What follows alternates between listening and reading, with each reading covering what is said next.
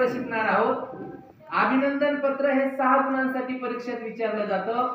ते मागणी पत्राला किंवा विनंती पत्राला ऑर मध्ये येत आहे. दोन्हीपैकी एक पत्र सोडवायचं असतं. द्वितीय सत्राच्या परीक्षेमध्ये 10वीच्या बोर्डाच्या परीक्षेमध्ये 2 पत्र तुम्हाला दिलेले असतात, त्यापैकी एक सोडवायचं असते. प्रश्न 6 गुणांचा प्रश्न आहे. किती गुणांचा? 6 गुणांचा प्रश्न सोडून द्यायचा नाही. आता बघा प्रश्न कसा पडतो. प्रश्न मी तुम्हाला तोंडी देणार आहे. 26 जानेवारी निमित्त एलआरटी इंग्लिश स्कूल मध्ये राज्यस्तरीय चित्रकला स्पर्धा भरवण्यात आली होती. त्या राज्यस्तरीय चित्रकला स्पर्धेमध्ये तुमच्या लहान भावाचा प्रथम क्रमांक आलेला आहे. बघा नीट बघा, लक्षात घ्या मी प्रश्न काय विचारतोय. तुमच्या लहान भावाचा प्रथम क्रमांक आला आहे, त्याबद्दल त्याचे अभिनंदन करणारे अभिनंदन पत्र लिहा. परीक्षा म्हणजे परीक्षा कोणत्या दिनांकाला झाली? 26 जानेवारी. बरोबर आहे. आता अभिनंदन पत्र दिलेल्या तारखेच्या नंतर करायचं असते. जाहिरातीमध्ये जी तारीख दिलेली असते ना, दिनांक, की स्पर्धा घेतली, बरोबर आहे, आणि त्या स्पर्धेमध्ये आपला मुलगा किंवा आपला विद्यार्थी, आपला भाऊ, आपला मित्र पहिला आलेला असतो. ती स्पर्धा दिनांकाच्या नंतर अभिनंदन करायचं असते, लक्षात घ्या. आणि मागणी पत्र आणि विनंती पत्र जाहिरातीमध्ये जो दिनांक दिला असतो का, त्याच्या अगोदरची तारीख टाकायची असते पत्र लिहिताना. आणि अभिनंदन पत्राची तारीख कधी टाकायची असते? त्या जाहिरातीमध्ये जो दिनांक दिलेला आहे का प्रश्नपत्रिकेमध्ये, आम्ही 26 जानेवारीला परीक्षा घेत आहोत, आपल्याला अभिनंदन कोणत्या तारखेला करावं लागणार आहे? 27, 28, पुढची कोणती तारीख? बरोबर आहे. 26 च्या अगोदर अभिनंदन करता येईल का? तर परीक्षा 26 तारखेला झाली. तुम्हाला आजच काय अंतर्यामी कळालं काय? कुंभमेळ्यात एखादा बाबा आला का काय? त्याने काय एखादा भस्म विस्म टाकला का काय? अजिबात नाही, है की नाही? अभिनंदन हे त्या ठिकाणी नंतर करावं लागतंय, बरोबर आहे. 26 तारखेला परीक्षा आहे, 27 तारखेला निकाल तुम्हाला कळाला आणि तुम्ही तुमच्या भावाचं अभिनंदन करायला लागला. म्हणून आपला दिनांक कोणता टाकावा लागेल? 27. दिनांक 27/1/2025.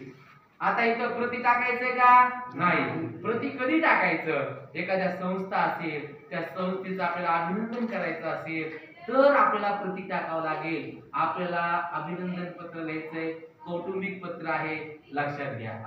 आणि म्हणून प्रिय, तुमच्या भावाचं नाव काय असेल ते तुम्ही टाकू शकता, है की नाही? रमेश, इथं स्वल्पविराम द्यायचा.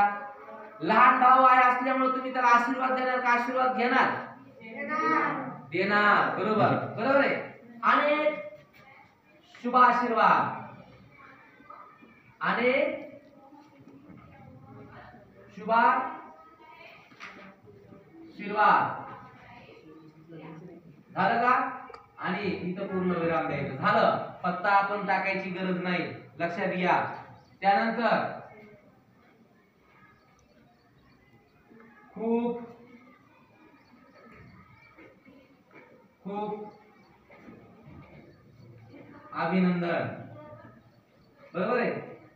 त्याच्यानंतर आणखीन एकदा लिहू शकता तुम्ही खूप, कारण तुम्हाला खूपच आनंद झालाय.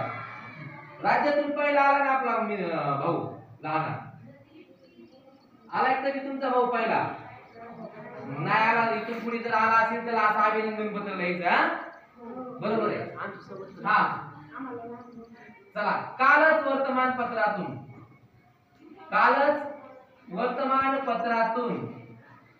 काय वाचली? जाहिरात वाचली. आणि काय झाला? दुःख झालं का आनंद झाला? आनंद झाला. जाहिरात वाचली की आनंद, आणि खूप आनंद झाला.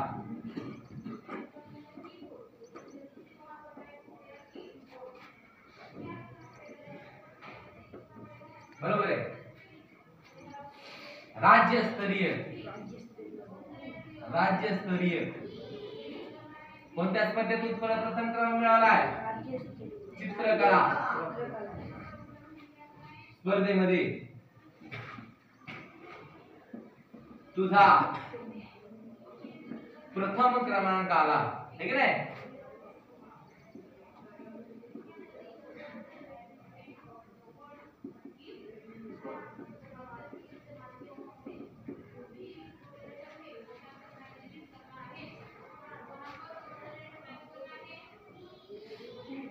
ही बातमी वाचली.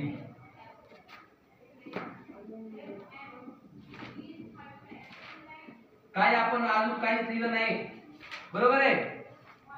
लक्षात घ्या, किती सोपं पत्र आहे. खूप खूप अभिनंदन. कालच वर्तमानपत्रात जाहिरात वाचली आणि खूप आनंद झाला. राज्यस्तरीय चित्रकला स्पर्धेमध्ये तुझा प्रथम क्रमांक आला, ही बातमी वाचली, बरोबर आहे? लक्षात आलं का? मला माहितच होतं, मला माहितच होतं.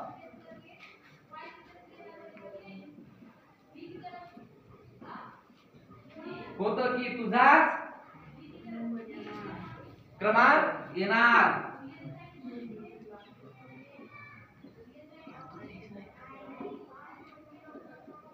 नंबर येणार.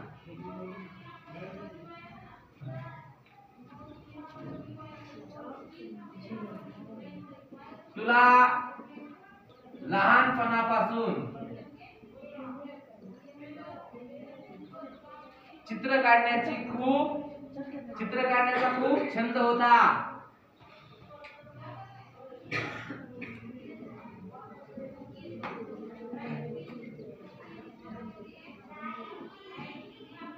छंद असल्याशिवाय आयुष्यात काहीच होत नाही.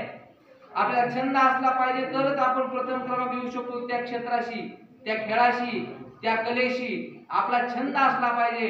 म्हणूनच त्या ठिकाणी आपला जगामध्ये आपण एक नंबर लिहू शकतो. सचिन तेंडुलकर क्रिकेटचा छंद होता, तो क्रिकेटचा देव झाला, बरोबर आहे? नीरज चोपडा भाला फेकण्याचा छंद होता, काय झाला? तो त्या ठिकाणी आपला गोल्ड मेडल झाला. तुम्हाला सुद्धा अभ्यासाचा छंद लागला की तुम्ही सुद्धा शिक्षणामध्ये नंबर 1 येणार. काढण्याचा खूप छंद होता. तू शाळेतील प्रत्येक कार्यक्रमामध्ये, शाळेतील प्रत्येक स्पर्धेमध्ये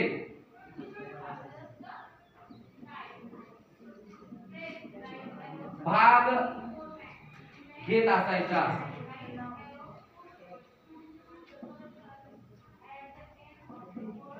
भाग घेत होतास.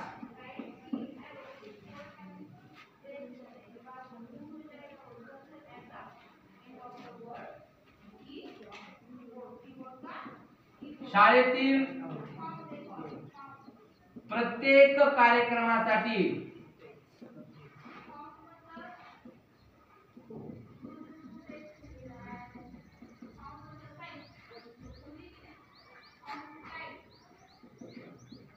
सुंदर अक्षरामध्ये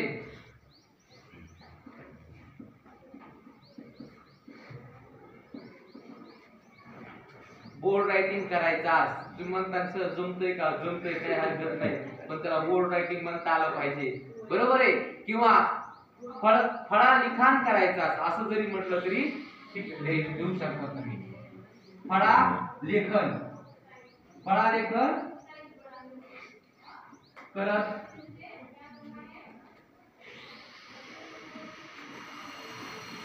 असायचा. शाळेसाठी तू खूप बक्षिसे मिळवलेली आहेस. शाळेसाठी तू खूप बक्षिसे मिळवून दिली आहेस.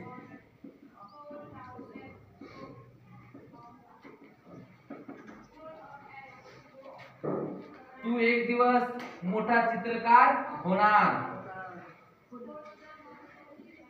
तू एक दिवस खूप मोठा चित्रकार होणार. खूप खूप अभ्यास कर. खूप अभ्यास कर. आईची प्रकृती कशी आहे? आईची प्रकृती कशी आहे?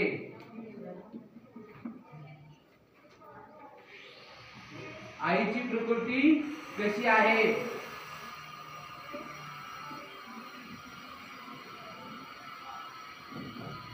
आईला माझा नमस्कार सांग.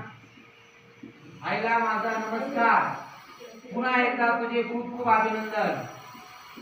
पुन्हा एकदा तुझे खूप खूप अभिनंदन.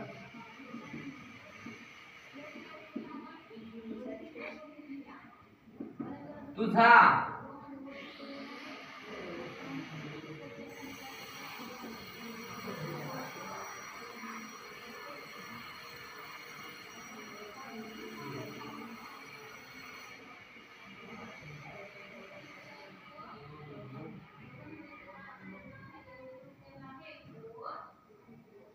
हितचिंतक.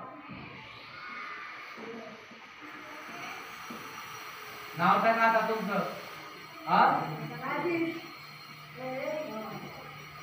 राजेश.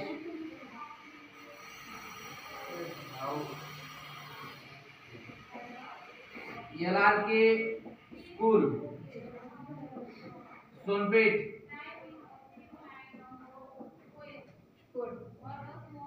परळी रोड सोनपेठ. तिला काय गरज नाही. मोबाईल नंबर टाका.